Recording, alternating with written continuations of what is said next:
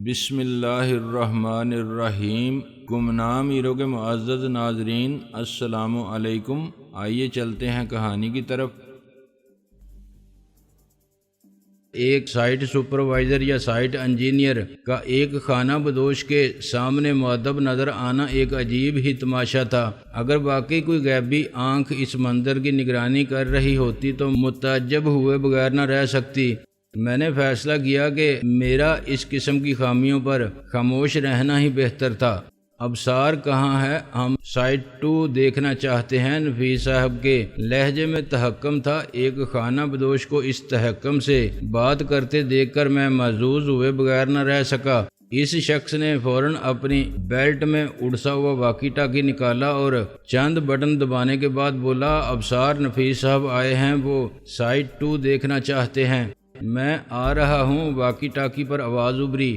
چند لمحے بعد جھیل کے دوسری طرف سے ایک جیپ دھواں اڑاتی آتی دکھائی دی۔ سائفن کی چار دیواری کا گرد چکر کاٹتی ہوئی وہ ہمارے قریب آ رکی اور سانولا سا ایک ادھیڑ عمر ہینڈسم شخص اتر کر ہماری طرف آ گیا۔ اس کے سر پر بڑا سا فلیٹ ہیٹ اور آنکھوں پر تاریک چشمہ تھا، گلے میں دوربین لٹکی ہوئی تھی۔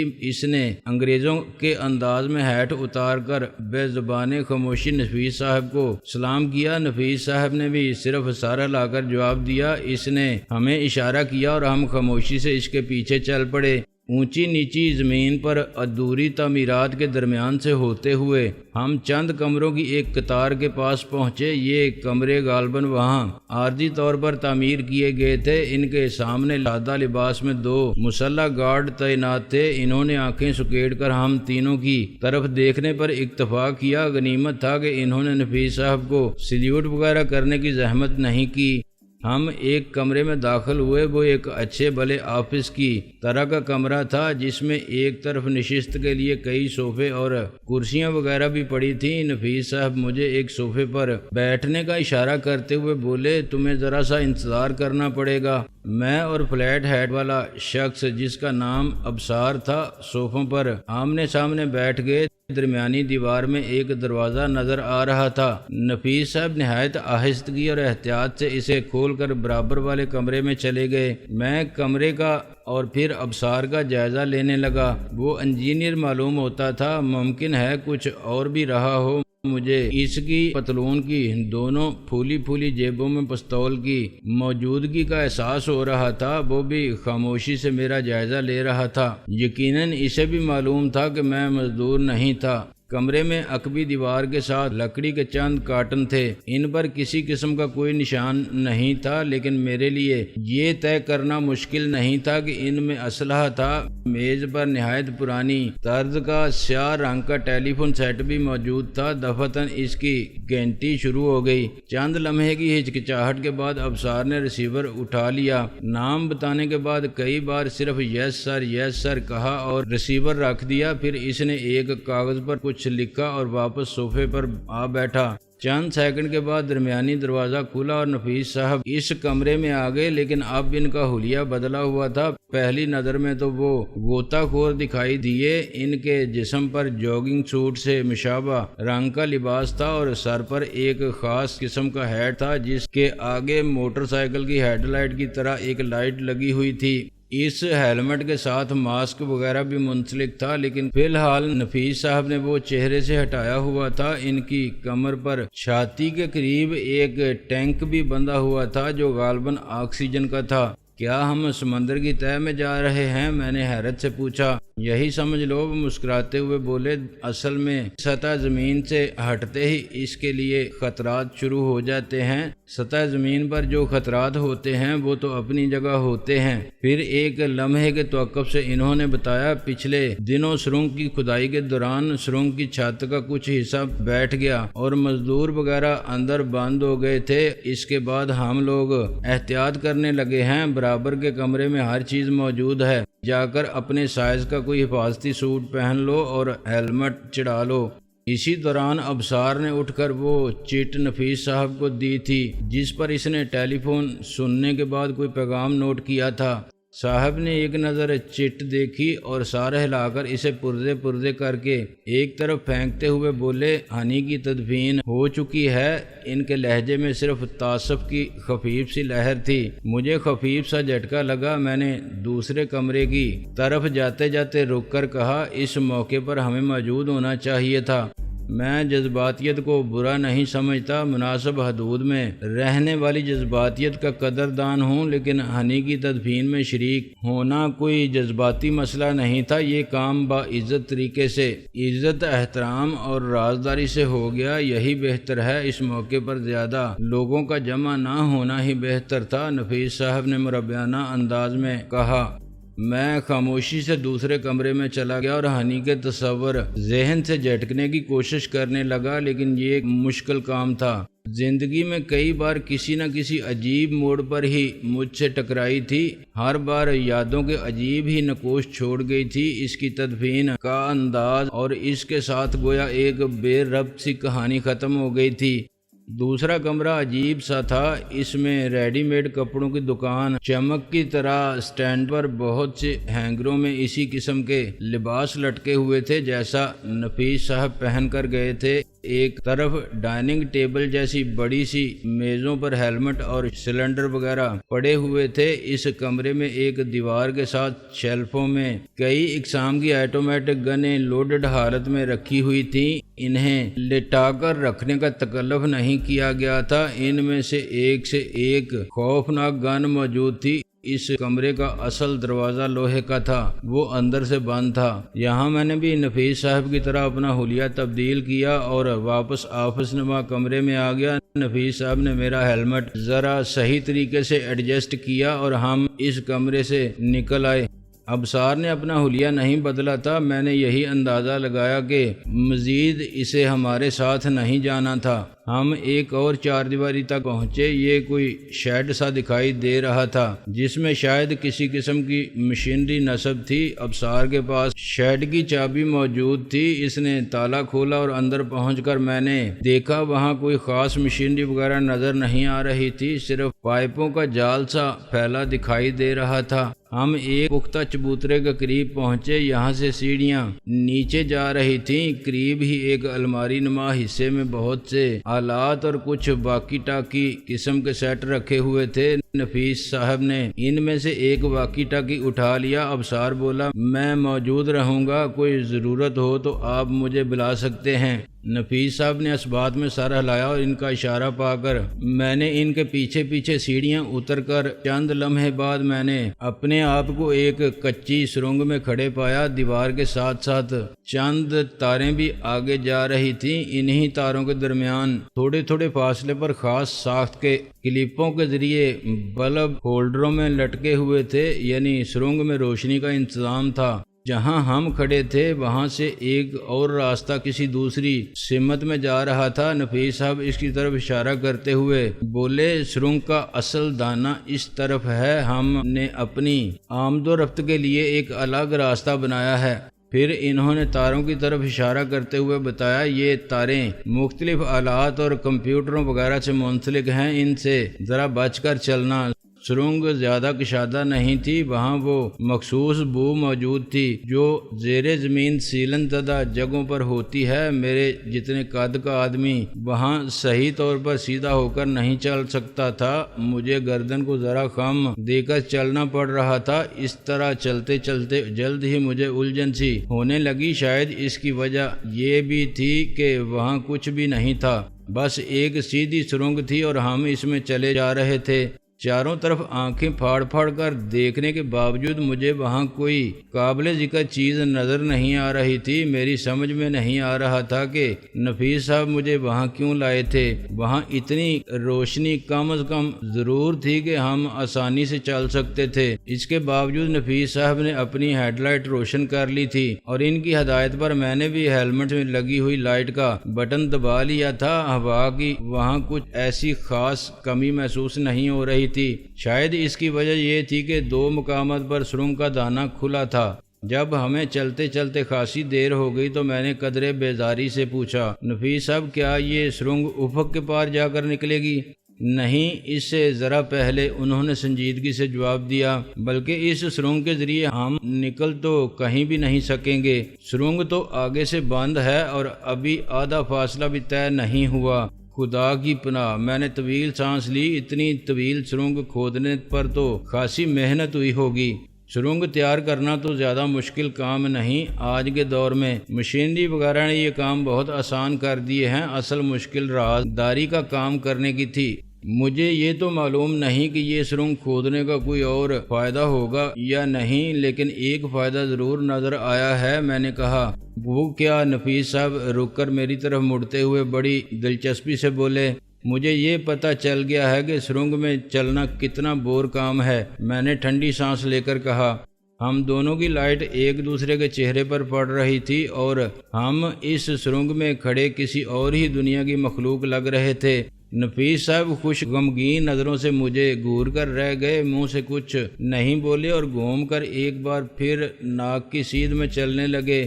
اس سرنگ میں ناک کی سیدھ میں چلنے کے سوا کوئی چارہ ہی نہیں تھا۔ اچانک نفیس صاحب بری طرح اچھل پڑے، ان کا سر بھی سرنگ کی چھت سے ذرا ہی نیچے تھا، فرق صرف یہ تھا کہ انہیں گردن کو خم دینے کو نہیں چلنا پڑ رہا تھا۔ وہ قد میں مجھ سے کچھ ہی چھوٹے تھے، وہ بری طرح اچھلے تو ان کا سر زور سے سرنگ کی چھت سے ٹکرایا۔ غنیمت تھا کہ سرنگ کی چھت بھی سرنگ کی باقی گولائی کی طرح کچی ہی تھی، ورنہ نفیس صاحب کو دن میں تارے نظر آ جاتے۔ انہوں نے فوراً اپنے مخصوص لباس کی جیب سے گن نکال لی اور کسی ماہر کمانڈو کی طرح دیوار سے لگ کر ایک گھٹنے کے بل بیٹھنے لگے۔ اس وقت تک وہ چیز پھدکتی ہوئی پیچھے جا چکی تھی جس نے انہیں ایکشن میں آنے پر مجبور کیا تھا۔ وہ ذرا کھسیانے سے ہو کر سیدھے ہو گئے اور گن جیب میں رکھ کر میری طرف دیکھ کر مسکراتے ہوئے بولے، یہ کمبخت چوہے بھی ہر جگہ پہنچ جاتے ہیں۔ جی ہاں، یہ مخلوق تو بعض اوقات انسان کی قبر میں بھی منکر نکیر سے پہلے پہنچ جاتی ہے، میں نے سر ہلاتے ہوئے کہا۔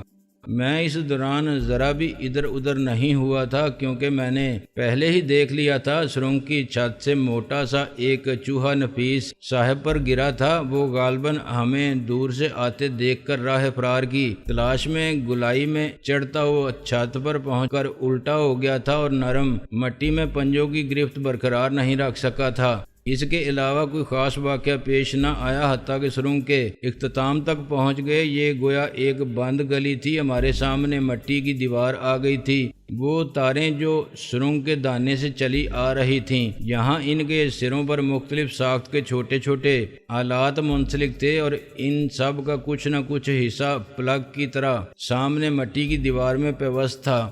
میں تمام راستے سرنگ کا جائزہ لیتا رہا تھا، یہاں پہنچ کر بھی میں نے ہر کونے خدرے کا غیر محسوس انداز سے جائزہ لے لیا تھا۔ نفیس صاحب متوقع سی نظروں سے میری طرف دیکھ رہے تھے۔ کیا خیال ہے آخر؟ انہوں نے پوچھا۔ بہت غور و غوض کے بعد میں ایک نتیجے پر پہنچا ہوں۔ اس نتیجے پر؟ نفیس صاحب نے نہایت اشتیاق سے پوچھا۔ یہی کہ یہ واقعی ایک سرنگ ہے، میں نے سنجیدگی سے جواب دیا۔ نفیس صاحب کے تاثرات بدل گئے، انہوں نے کانٹیکٹ لینز کے ذریعے اپنی نیلی آنکھوں کا رنگ بدلا ہوا تھا۔ اگر اس وقت ان کی آنکھوں کا اصل رنگ نظر آ رہا ہوتا تو ان میں یقیناً زیادہ سرد مہری نظر آتی، تاہم جب وہ بولے تو ان کے لہجے میں کافی سرد مہری تھی۔ ڈیئر افضل چودھری، تمہیں شاید معلوم نہیں کہ مذاق زیادہ پسند نہیں کرتا، خصوصاً ان معاملات میں جو زیادہ سنجیدگی کا تقاضا کرتے ہیں۔ وہ انگریزی میں بولے۔ زیادہ سنجیدہ ہوتے تو انگریزی بولنے لگتے تھے۔ کوئی بات نہیں، میں نے بے پرواہی سے کہا، ساتھ رہیں گے تو رفتہ رفتہ آپ مذاق کو پسند کرنے لگیں گے۔ آپ کا مذاق یعنی ذوق اس معاملے میں کافی بلند ہو جائے گا، حصے مزاح ترقی کر جائے گی، یوں زندگی آپ کے لیے کچھ آسان ہو جائے گی۔ میں نے جان بوجھ کر اردو میں جواب دیا، پھر معصومیت سے پوچھا، آپ کہیں خانہ بدوشوں والے حلیے میں بھی زیادہ سنجیدہ ہونے پر انگریزی بولنا تو شروع نہیں کر دیتے؟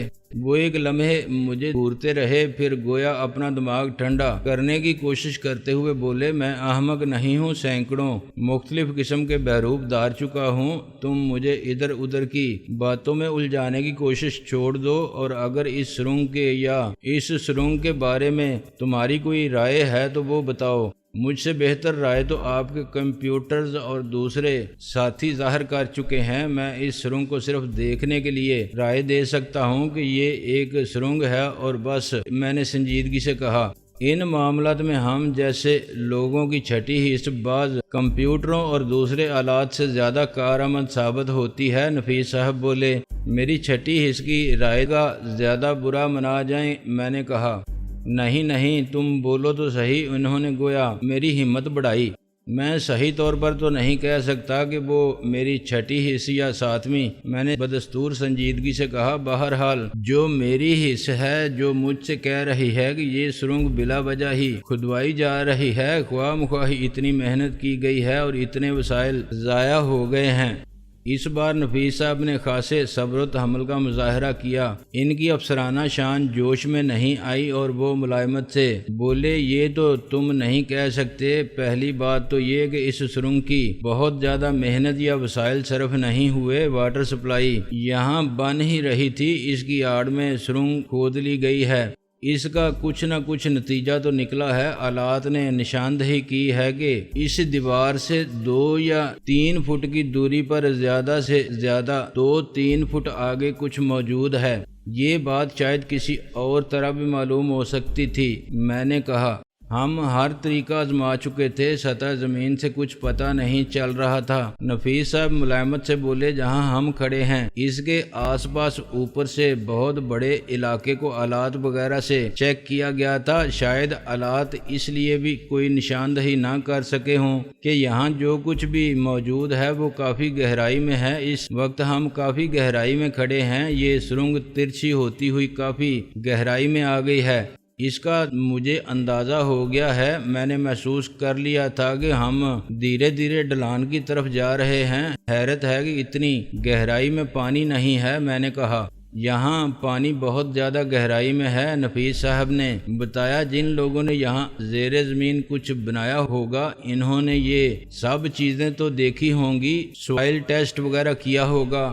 آپ اتنے پر امید کیوں ہیں کہ یہاں انہی لوگوں کا بنایا ہوا کچھ موجود ہوگا؟ عین ممکن ہے آگے کوئی ٹھوس چٹان موجود ہو۔ میں نے خیال ظاہر کیا، ہماری امیدوں پر اتنی بے دردی سے پانی پھیرنے کی کوشش تو نہ کرو۔ نفیس صاحب کا لہجہ اب خوشگوار ہو چکا تھا۔ شاید میری پیش گوئی پوری ہو رہی تھی یا پھر صحبت کا اثر ہو رہا تھا کہ وہ نہایت بوجھل معاملات پر بھی خوش دلی سے بات کرنے کی کوشش کر رہے تھے۔ پھر وہ دیوار میں پیوست آلات کو دیکھتے ہوئے بولے، ہم تو یہاں تک پہنچنے کے بعد بڑے پر امید ہو چکے ہیں۔ کم از کم محل وقوع کا تعین تو ہو چکا ہے کہ یہاں کچھ موجود ہے۔ اب ہمیں یہ فیصلہ کرنا ہے کہ اسے پوری طرح نظروں کے سامنے لانے کے لیے کیا طریقہ اختیار کیا جائے۔ آیا ہم اسی طرف سے کھدائی کا محیط بڑھائیں اور دیکھیں کہ سامنے کیا آتا ہے؟ کوئی عقبی دیوار، بغلی دیوار یا کوئی اور حصہ؟ ایک طریقہ یہ بھی ہو سکتا ہے کہ اگر یہ کوئی زیر زمین قلعہ ہے تو ہم اس میں داخلے کا اصل راستہ تلاش کرنے کی کوشش کریں، لیکن اس میں ہمیں پہلے ہی ناکامی ہو چکی ہے۔ ایک تجویز یہ بھی ہے کہ اس حصے کو طاقتور بم بلاسٹ کے ذریعے اڑا دیا جائے، لیکن اس پر ہم اس لیے عمل نہیں کر رہے کہ ہمیں یہ دیکھنے کا تجسس ہے کہ یہاں کیا کچھ موجود ہے۔ عین ممکن ہے یہاں سے بہت اہم معلومات حاصل ہوں یا کچھ اہم خبریں ہاتھ آئیں۔ کوئی بعید نہیں کہ اس مدفون قلعے میں بھی کچھ انسان زندہ یا کوئی اور مخلوق موجود ہو۔ میں ان کی امید بری تقریر سننے کے بعد ایک لمحے خاموشی سے ان کی طرف دیکھتا رہا، پھر میں نے طویل سانس لے کر کہا، ویسے تو میں دعا گو ہوں کہ آپ کی امیدیں بر آئیں، لیکن مجھے اندیشہ محسوس ہو رہا ہے کہ آپ کے ساتھ کھودا پہاڑ نکلا چوہا والا معاملہ نہ ہو جائے۔ کھدائی کرتے کرتے آپ پہاڑ کے قریب آ پہنچے ہوں اور چوہا پیشگی ہی نکل کر بھاگ گیا ہو، وہی چوہا جو ہم دونوں کی ٹانگوں کے درمیان سے پھودکتا ہوا بھاگا تھا۔ وہ مجھے گھورنے لگے۔ میں نے گویا انہیں تسلی دی، ویسے اطمینان کی بات یہ ہے کہ چوہا مرا ہوا نہیں تھا، اچھا خاصا صحت مند اور چلبلا چوہا تھا، کم از کم 1 کلو وزن تو ضرور رہا ہوگا اس کا، کسی غریب گرانے کی بلی کے برابر لگ رہا تھا۔ اگر پہاڑ کھودنے کے بعد چوہا بھی مردہ ہو تو میرے خیال میں مایوسی زیادہ ہوتی ہے۔ وہ ایک لمحے خاموش رہے، پھر ٹھہرے ٹھہرے لہجے میں بولے، میں سوچ رہا ہوں یہاں سے واپسی پر کم از کم 2 کلو کے کئی صحت مند چوہے فرائی کروا کے تمہارے معدے میں ٹھونسوا دوں تاکہ تم اس محاورے سے صحیح طور پر مستند ہو سکو۔ میری صحت ٹھیک ٹھاک ہے، مجھے اتنے زیادہ لحمیات کی ضرورت نہیں، میں نے گن کھائے بغیر اطمینان سے جواب دیا۔